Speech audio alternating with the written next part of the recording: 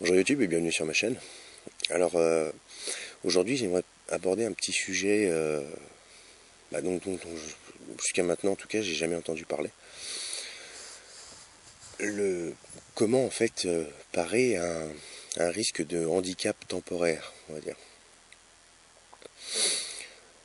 Donc tout simplement un handicap temporaire, qu'est-ce que c'est? En tout cas c'est ce que moi j'ai à l'esprit. Ça va essentiellement être une perte de mobilité et donc d'autonomie temporaire. On se casse une jambe, on se casse un bras, une entorse, une simple entorse. Alors, je suis pas à l'abri chez moi, en faisant le jardin ou autre, de me fouler la cheville, de me casser une jambe ou quoi que ce soit. Et en fait, ça va m'amener à une perte d'autonomie, donc une perte de mobilité, plus ou moins importante.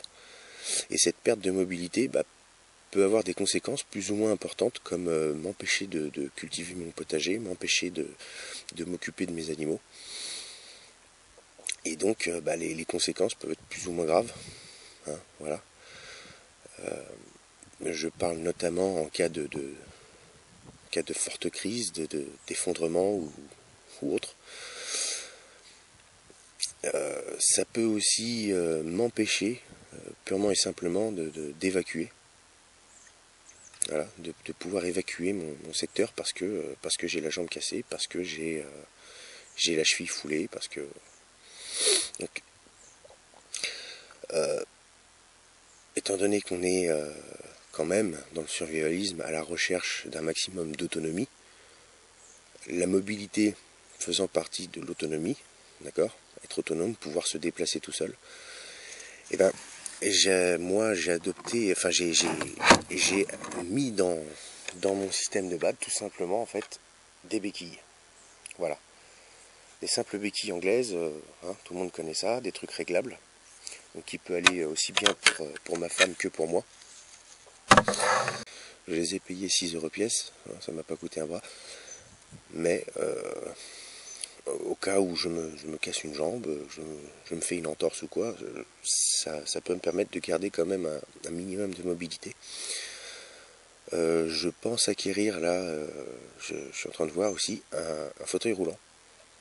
Et je vais vous expliquer pourquoi. C'est pas que je pense être tombé handicapé dans les prochaines semaines, je l'espère pas.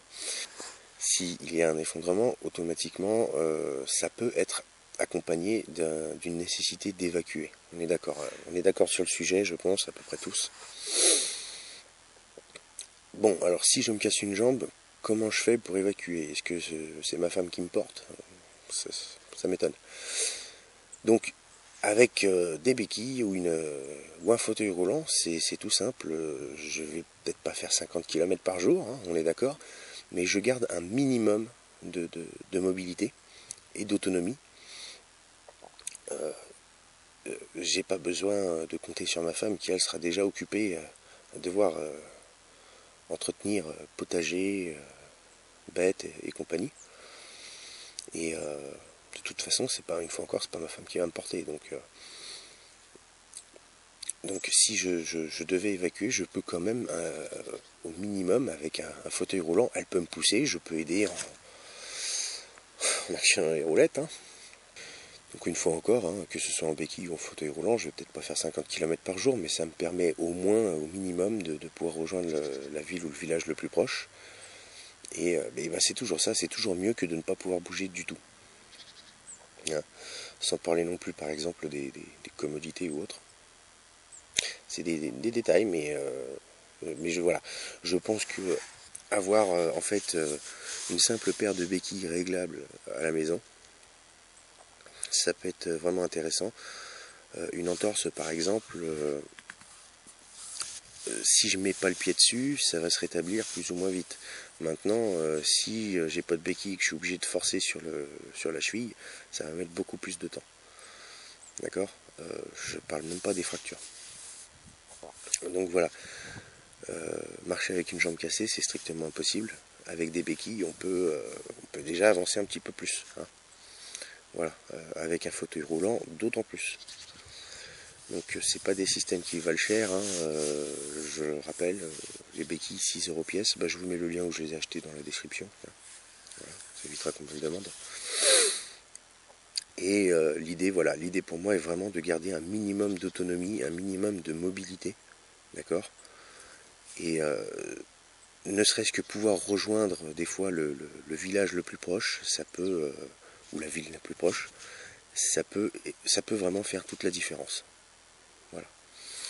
Donc en espérant que vous n'ayez quand même jamais besoin de tout ça, hein, et à de prochaines vidéos. Ciao.